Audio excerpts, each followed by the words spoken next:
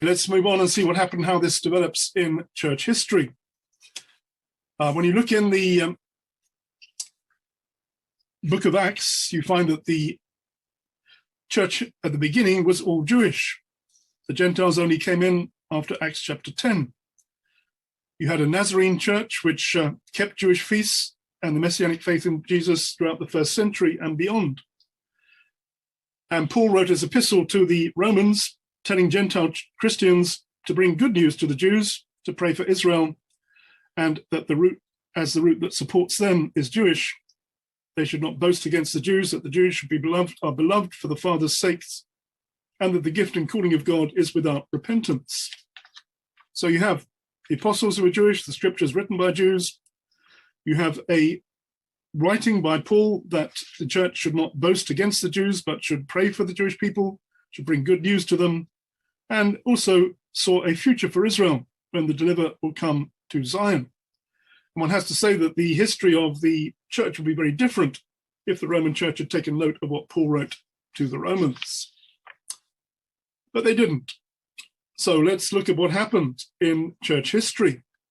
In church history, we find that the opposite to what Paul said took place. The majority Gentile church ignored Paul's teaching, did the opposite of what he said, brought bad news to the Jews, and cursed the Jews as Christ killers, based on some of these verses which I've read, which, as I hope I've explained to you, were taken out of context and misapplied for generations to bring untold suffering to Jewish people. We have early church writers like John Chrysostom, considered to be a saint and a church father, lived in the 4th century, who wrote, "The Jews are the most worthless of all men. They're perfidious murderers of Christ. The Jews are odious assassins of Christ, and for killing God, there is no expiation possible, no indulgence or pardon. Christians may never cease vengeance, and the Jews must live in servitude forever. God always hated the Jews. It's incumbent upon Christians to hate the Jews." Statement which is totally out of order and totally wrong in the sight of God.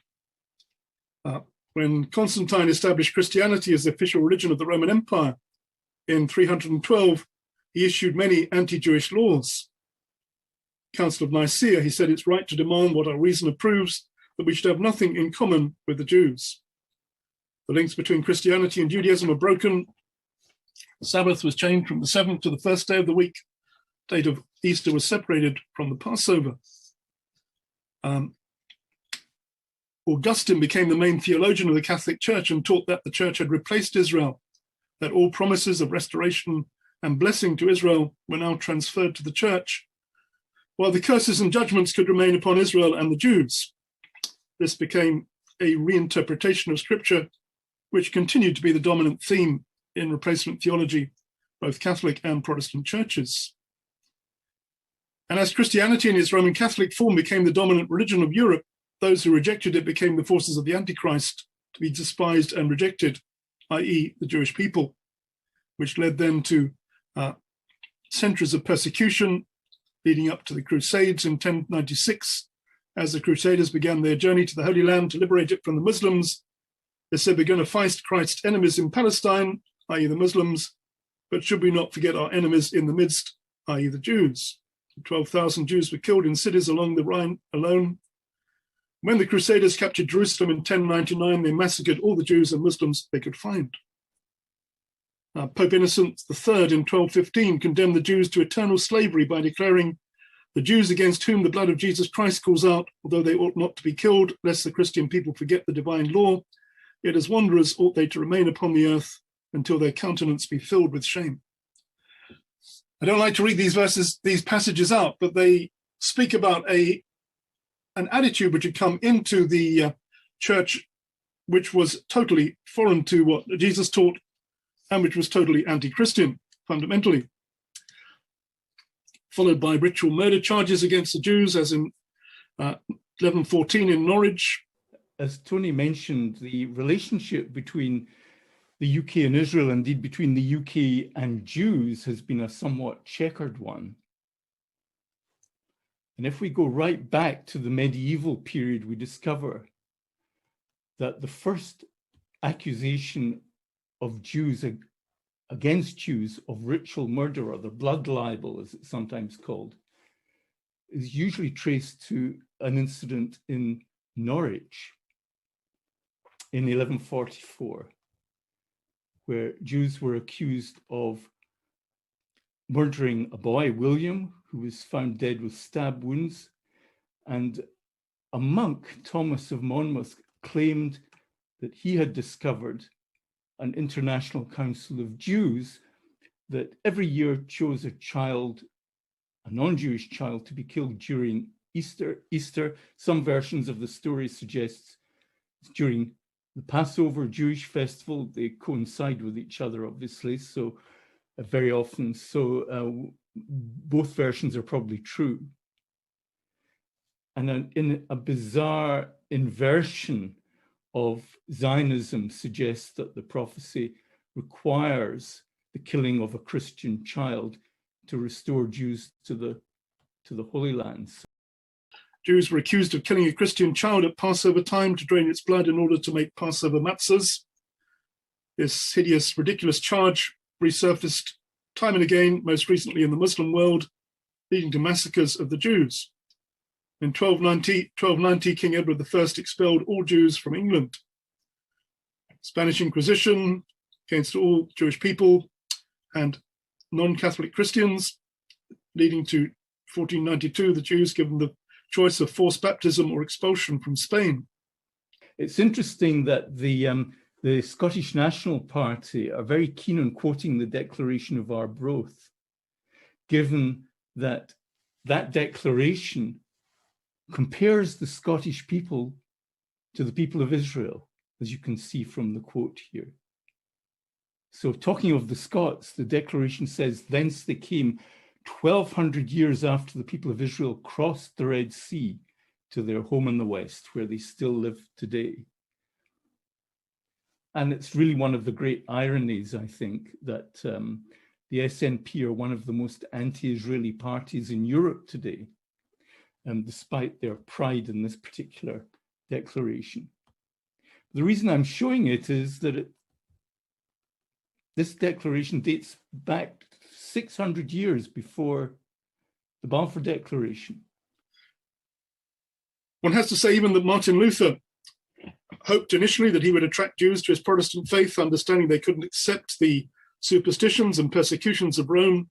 But when they refused his attempts to convert them, he turned on them and uttered words of hatred, which were used word for word by the Nazis in their propaganda. Let's just look at an interesting phenomenon that occurred in the 19th century, a form of Christian evangelical restorationism, as it's often called, sometimes called proto-Zionism. So this antedated modern Jewish political Zionism and was particularly prevalent in 19th century England. So there's the Earl of Shaftesbury was one of its supporters. And this was the idea that if Jews migrated to Palestine en masse, or at least achieved a critical mass, it's not clear which, that would hasten the second coming of Christ. Now, I don't know to what extent such ideas are still prevalent in Christian communities. I don't hear much of this kind of explanation nowadays, but certainly historically at that particular period, it was quite a popular cause. And there's the Reverend Alexander Keith, who was also involved in this movement, who coined the phrase, "a land without a people for a people without a land." This is a phrase that's often attributed to Jewish sources or to Zionist sources, but in fact, it's of Scottish Christian origin. It's a slightly double-edged sword that is used to cite this phrase, because it's often used by anti-Zionists to suggest that Zionists were somehow blind to the indigenous inhabitants that they claim are the Arab inhabitants of Palestine, whereas of course the Zionist view is very much that Jews were at least as indigenous and probably more so than the Arabs of Palestine. And you have the 19th century, the Russian Orthodox Church driving the force of the pogroms with violent attacks on Jewish communities, the kind which are portrayed in Fiddler on the Roof. They had one solution to the Jewish problem, which was 1/3 extermination, 1/3 forcible conversion to Christianity, 1/3 expulsion. I can't resist really mentioning Daniel Deronda. I don't know how many of you have read Daniel Deronda. I read it relatively recently. I strongly recommend it. It's a wonderful yarn, quite apart from anything else, beautifully written. Those of you who've read any George Eliot will appreciate just how fine a writer she was. But it's interesting that she got hold of this notion of the Jewish people returning to their homeland. And she articulates through the character of Daniel Deronda a kind of proto-Zionism.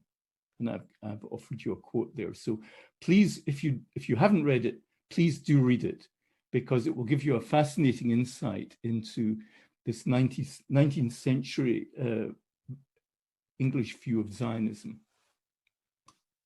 A terrible history of Jewish suffering, showing the terrible truth of that most of it has been instigated by people who claim to be Christians and who brought this accusation against the Jewish people that the Jews killed Jesus and therefore are under a curse and should be persecuted by the church, which was based on a false reading of the New Testament and a denial of the true message of Jesus and the apostles. Now, one has to say that this was not the uniform narrative. For most of the time when this was taking place, the Bible itself was not available for the people to check it out. The Bible wasn't translated into languages which people could read. It was in Latin. Even most priests were not educated in its context. They knew the stories, but as interpreted and taught by the corrupt church to a biblically illiterate laity. With the Reformation, there came the translation of the Bible into common languages. This was actually opposed by the Catholic Church, and one reason was that they realized that if people read what the Bible actually said, they would see a huge gulf between what it said and what they taught. People like Tyndale, who translated the Bible, were burnt at the stake for doing so. Also, as we had the development of the printing press, had an increase in literacy, people began to discover what the text actually says. And in 1611, you had the authorized version in English, and which had a huge effect upon the understanding of the Bible itself, and also an understanding of Jewish people and the prophecies of the Bible. And people began to recover the Jewish Jesus and to read some of the prophecies of restoration to Zion. Really, the prophets themselves would have been barely known by the mass of people up until this time. And as people read scriptures like Jeremiah chapter 31, "Hear the word of the Lord, O ye nations, he who scattered Israel will gather him as a shepherd does his flock." And Ezekiel chapter 36, "I will take you from among the nations, gather you out of the countries and bring you into your own land." Isaiah 11, "He will set up a banner for the nations and will assemble the outcasts of Israel, gather together the dispersed of Judah from the four corners of the earth." And Jesus' word in Luke 21, "Jerusalem shall be trodden down of the Gentiles until the times of the Gentiles are fulfilled," indicating there be a time when Jewish rule of Jerusalem would return. And he connected this with the parable of the budding of the fig tree, which is seen by many commentators as a parable of the restoration of national life to Israel. And this was seen also as a sign of the second coming of Jesus in New Testament terms. So as we have the Bible in English, we have a change which brings the possibility that people can actually read the book themselves and find out what it says, which was not the case for most of the period up until this time. Very interesting book I have here called The Bible and Sword by Jewish writer Barbara Tuchman. And she says, with the translation of the Bible into English and its adaptation as its highest authority for an autonomous English church, the history, traditions, and moral law of the Hebrew nation became part of the English culture, became for a period of 3 centuries the most powerful single influence on that culture. It linked, to repeat Matthew Arnold's phrase, the genius of the and history of us English to the genius and history of the Hebrew people. This is far from saying that it made England a Judeo-phile nation, but without the background of the English Bible, it's doubtful that the Balfour Declaration would ever have been issued in the name of the British government or the mandate for Palestine undertaken, even given the strategic factors that later came into play. And as we look at what happened in the following times, we find that the 17th century Puritans discovered the Hebrew roots of the Bible and prophecy. There was a couple called Joanna and Ebenezer Cartwright, who in 1649 wrote a petition to the government of England and Holland that this nation of England, with the inhabitants of the Netherlands, shall be the first and readiest to transport Israel's sons and daughters in their ships to the land promised to their forefathers, Abraham, Isaac, and Jacob, for an everlasting inheritance. The petition further requested that the Jews may again be received and permitted to trade and dwell amongst you in this land. That was in the land of England. And remember that actually in 1290, the Jews had been expelled from England. And this began a movement to bring the Jews from Holland to live in England, beginning of the Jewish settlement of England in around 1650. Also aided by a man called Manasseh ben Israel, a Jewish rabbi who caught on to the Cartwright Declaration and wrote a book called The Space Israel, the Hope of Israel, in which he appealed to England to complete the dispersion of the Jews by admitting them to England before the worldwide gathering or ingathering of exiles could begin. And in 1655, Cromwell agreed to this, saying that England should atone for its past cruelties to the Jews, the more so as we are children of the same father, Abraham, they naturally after the flesh, we believers after the spirit. We move on to the 19th century. In Britain, we have a period of revival of Christianity in Britain, time of Bible reading and searching, also a beginning of a worldwide missionary movement, and many began to look to the place of Israel and the Jews. We had the London Jews Society, which was backed by the great social reformer, Lord Shaftesbury, was a Bible-believing Christian. Apart from throwing himself into the works on behalf of the poor and the dispossessed, he also worked on behalf of the Jewish people, and he had a vision for the restoration of the Jews to Jerusalem and the land. He recognized the past injustices done towards the Jewish people and took up a Zionist position before Zionism was particularly well known or practiced amongst the Jewish community. Had an influence also upon the church and politics. Petitioned Lord Palmerston, and Palmerston, then the Foreign Secretary, wrote to the British ambassador in Istanbul, Constantinople, in 1640 to, quote, recommend the Turkish government hold out every encouragement to the Jews of Europe to return to Palestine. And in August the 17th, in 1840, the Times published a leader on a plan to plant the Jewish people in the land of their fathers, which was now under serious consideration. Also commended the efforts of Lord Shaftesbury, the author of the plan, as practical and statesmanlike.